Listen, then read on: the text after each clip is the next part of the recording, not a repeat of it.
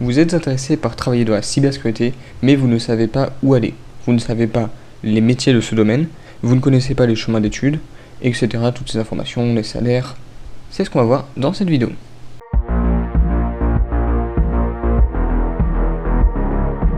On va commencer par regarder les métiers. On verra en quoi consiste le métier, le salaire qu'on peut avoir, les débouchés par la suite, comment on peut évoluer notre carrière. Et par la suite, on verra les études qu'on peut faire jusqu'à atteindre le diplôme qu'on devra faire. C'est-à-dire jusqu'à le bac en fait. Alors, les métiers de la cybersécurité, il y en a plein. Il y en a énormément parce que c'est un domaine très vaste.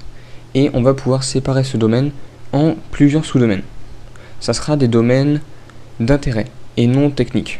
Ce que je veux dire, c'est qu'on a des domaines techniques comme le networking ou alors la cryptologie, mais là, on va plutôt parler en domaine du conseil, de la gestion des risques, de la prévention des risques.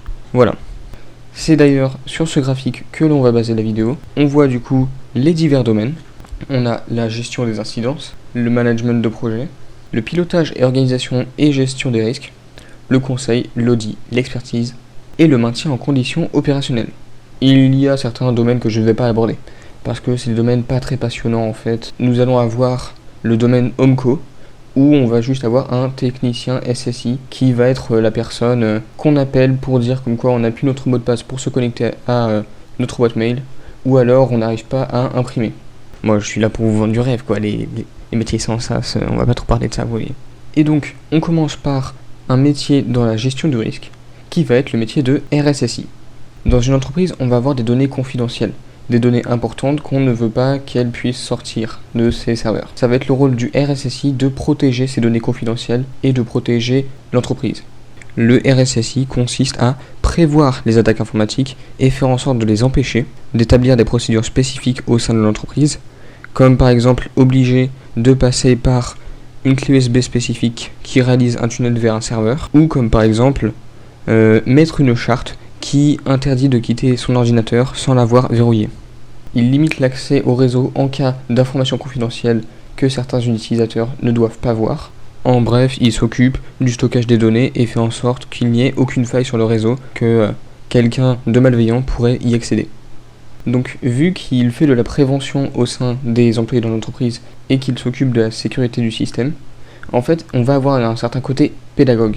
Parce qu'il va aller sensibiliser les personnes de l'entreprise. Donc voilà, il faut se préparer à sécuriser des systèmes et à être un peu pédagogue. Pour les études, ça va être assez générique sur tous les boulots. On va avoir un Bac+5 informatique, un master informatique. Vous pouvez également faire un diplôme en cybersécurité ou un diplôme sécurité des systèmes d'information. Alors, pour le salaire en débutant, ça va être compliqué d'estimer un salaire débutant parce que c'est RSSI. Et en fait, RSSI est censé être un expert dans le domaine, quelqu'un de très calé. Donc, en général, on vous demande 2 à 3 ans dans la cybersécurité.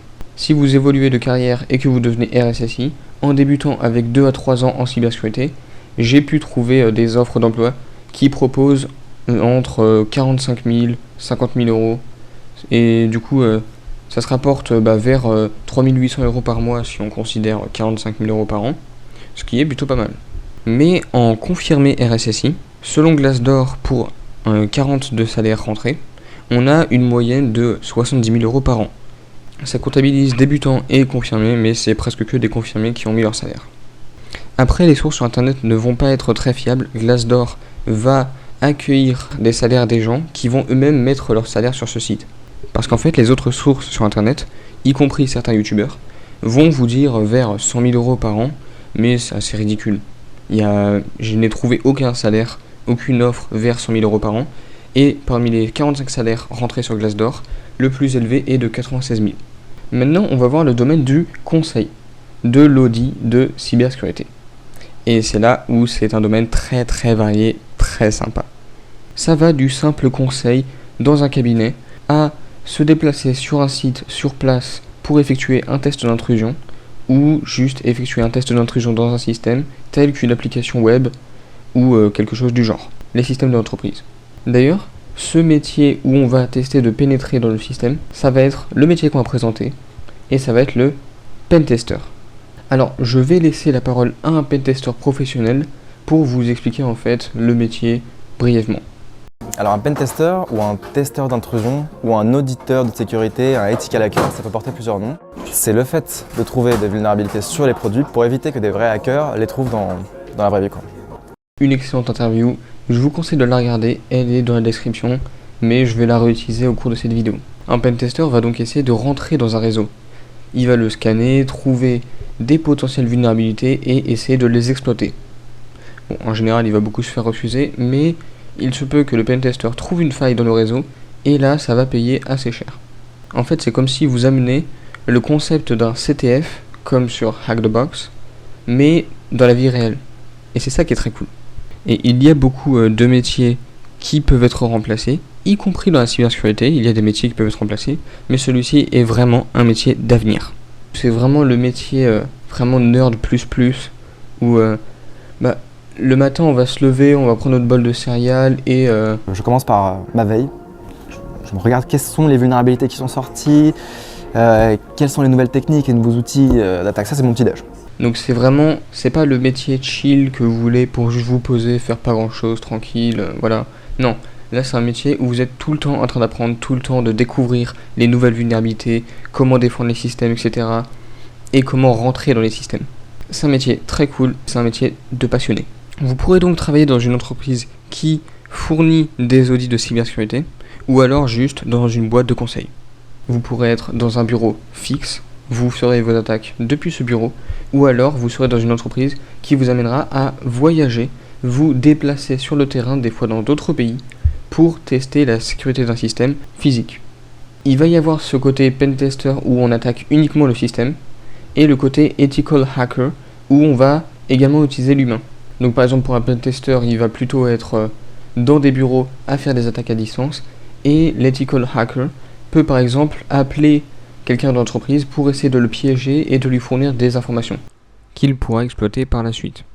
Est-ce que je vous expliquais qu'en fait, ça a un peu un côté comme si vous faisiez un braquage légal. Et c'est ça qui est incroyable. Parce qu'en gros, si vous faites ethical hacker, donc pentester avec l'humain intégré dans les failles, vous allez littéralement pouvoir prévoir un plan d'attaque où vous allez rentrer dans le hall, vous allez bousculer quelqu'un sans faire exprès, oh pardon, désolé, sauf qu'en fait vous l'avez bousculé avec votre mallette, et votre mallette contenait un RFID scanner qui va répliquer la carte, le badge que vous avez touché avec votre valise quand vous l'avez percuté. Vous allez pouvoir reproduire une fausse carte et ensuite accéder à une porte de sécurité, rentrer, mettre votre rootkit, ce que vous voulez, etc. Bon là c'était simplifié vraiment très vulgaire. Mais tenez, regardez une vidéo, c'est incroyable. Yeah, I just flipped the lights on. The door was just open. Basically anything that could ruin a company, we try to access. So we're about to hit up a power substation. It's surrounded by a barbed wire fence. We will get in, there's no doubt about it. I'm in the building. Server room. We're not seeing cameras, I think the surveillance sign is a lie. It's kind of creepy. Pour ce qui est des études, vous avez un master Bac+5 informatique, où vous avez également celui en cybersécurité, mais il faut le trouver quoi. Et après vous avez des certifications supplémentaires que vous pouvez faire. Alors c'est long, ça peut être compliqué, ça peut coûter cher à les faire, certaines vont coûter très cher à les passer, mais après ça vous apportera beaucoup de savoir, ça vous apportera de nouvelles compétences, et ça augmentera quand même pas mal votre salaire. Et donc, parlons salaire. Pour être honnête, les gens qui font ce métier-là sont pas intéressés par l'argent. On est correctement payé, on est payé comme des ingénieurs un peu classiques, c'est-à-dire qu'on commence à 2500 net. Quand vous commencez à avoir entre 2 ans et 4 ans d'expérience, vous êtes très recherché sur le marché. C'est-à-dire qu'en fait, il y a très peu de pentesters qui ont beaucoup d'expérience, enfin qui ont beaucoup, entre guillemets. Entre 2 ans et 4 ans, vous êtes déjà senior dans le pentest. Quand vous avez entre 2 ans et 4 ans, voilà, vous recevez 10 invitations sur LinkedIn par jour de recrutement, donc vous choisissez où est-ce que vous voulez bouger. Et si vous restez en France, vous allez stagner entre 2000 et 5000 euros net par mois. Si vous passez aux États-Unis ou dans d'autres pays, ce genre de choses, vous pouvez être amené à gagner beaucoup plus. Ça dépend de ce que vous voulez. Donc voilà, c'est pas mal, effectivement. Et si on regarde les salaires aux États-Unis, oh, ah oui quand même. Pour ce qui est de l'évolution de carrière, vous pourriez avoir un poste de responsable d'intrusion ou bien créer votre propre cabinet de conseil en cybersécurité. Maintenant, on va voir le domaine de gestion et support des incidents. Quand tout à l'heure on voyait la gestion des risques et les incidents potentiels, ici on va gérer ces incidents. On va également faire de la défense pré-incident. Mais la fonction principale est de gérer les incidents quand ils ont lieu. On va donc étudier pour ce domaine le métier de cyber-analyste SOC, ou analyste cyber-SOC si vous préférez. Alors, lorsque le système est compromis par une intrusion, l'analyse SOC évalue les dommages subis, conçoit une solution technique afin de rétablir le service corrompu. Il s'assure du maintien des dispositifs de surveillance du réseau, comme le SIEM, voici l'abréviation, un outil qui fait le lien entre les événements et les incidents en temps réel. Et il joue également un rôle de prévention auprès des utilisateurs. Il y a le côté prévention qu'on a déjà vu avec le RSSI, et là ça va être les bonnes manières, les bonnes méthodes, etc., les bonnes habitudes. Pour les études, on a évidemment le fameux Master plus 5 informatique et le Master cybersec. Par contre, on va également avoir des formations Bac plus 3, comme un BUT informatique ou une licence professionnelle métier de l'informatique, administration et sécurité des systèmes réseau. Mais il est préférable de faire un Bac plus 5. En salaire en débutant, on va être à 2600. En confirmé, on va être entre 3700 et 4500 pour 5 ans d'expérience. Et en évolution de carrière, on a la possibilité de gérer une équipe. Donc on a présenté 3 métiers pour divers domaines. Je vais pas tout présenter parce que j'ai présenté ce qui va être le plus intéressant, mais je vous laisse découvrir par vous-même le reste. Je vous laisse beaucoup de ressources dans les commentaires et je sais que dans tous les cas, vous allez faire vos propres recherches par la suite. Donc maintenant, c'était les fiches métiers.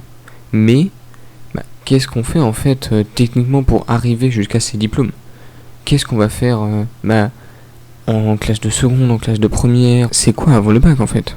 Alors, voilà le chemin. Avant le lycée, tranquille, pas grand chose, ça va. Juste bosser, contentez-vous de bosser correctement et c'est tout. Quand vous arrivez en classe de seconde, là ça va être le moment où il va falloir commencer à bosser réellement. Parce que pour la première, vous devez avoir les acquis de seconde qui vont être souvent redemandés. Il faudrait que vous appreniez à gérer votre temps pendant cette année et il faudrait que vous étudiez un peu ce qui vous intéresse en fait. Si ça va être le pentest, la cryptologie précisément, le networking. En fait, il n'y a pas vraiment un gouffre au niveau collège-lycée, parce qu'on va souvent vous dire ça, il n'y en a pas vraiment. C'est juste en fait, il y a un gouffre au niveau travail demandé. Vous n'allez pas avoir un niveau de compétence qui est beaucoup plus élevé, qui est beaucoup plus compliqué, où il faut réfléchir plus, etc. C'est plus compliqué. Non. C'est juste plus de travail, c'est tout. Moins de temps libre, plus de travail. Donc voilà. Et ensuite là, vous allez arriver en première. Et pour les spé que vous devez faire, parce qu'on va devoir choisir 3 spécialités, vous allez pouvoir prendre maths, NSI et physique. Alors, la question c'est pourquoi physique? Et bien parce qu'en fait, une école va avoir une préférence, malgré le fait qu'elle vous dise toutes spécialités au choix en 3e et 2 spécialités scientifiques, une école a une préférence pour les gens qui ont fait spécialité physique. J'ai discuté de ça avec des recruteurs d'école, assez importante, mais je vais pas donner de nom. En fait, vous pourrez vous débrouiller et vous pourrez avoir 2 très bonnes écoles, juste en ayant quelque chose comme 15 ou 16 de moyenne. Et après, si vous voulez vraiment des écoles plus intéressantes, vous pouvez essayer de viser un 17, 18 de moyenne. Et après, vous allez arriver en terminale. Et là, en terminale, on va vous demander de choisir un autre enseignement et d'en abandonner un. Vous allez devoir quitter physique-chimie et vous allez prendre maths expert. Maths expert, ça paraît un peu effrayant quand on lit ça. Sauf qu'en fait, non. Non, pas du tout. Maths expert, ça va juste être des nouvelles notions, mais il n'y a pas de complexité supplémentaire. Mon prof de maths l'a dit lui-même, sa classe normale, l'aspect maths, a 11 de moyenne, et sa classe de spé maths expert a 15. C'est la même classe, c'est juste les 2 spé. 11 en maths normale, 15 en maths expert. Pourquoi on va faire maths expert?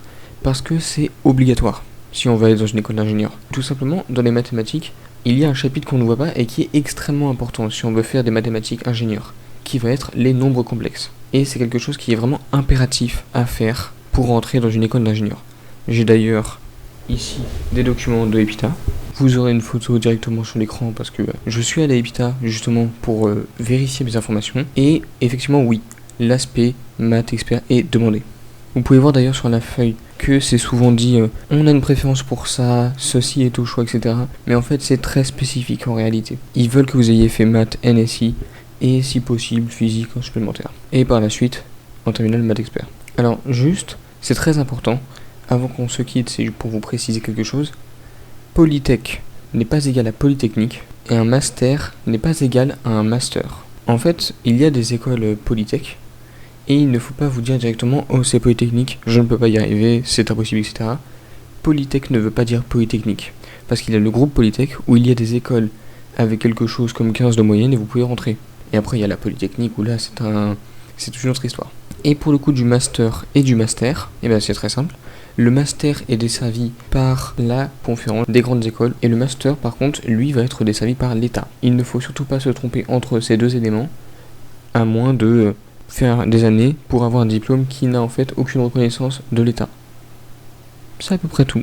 Abonnez-vous.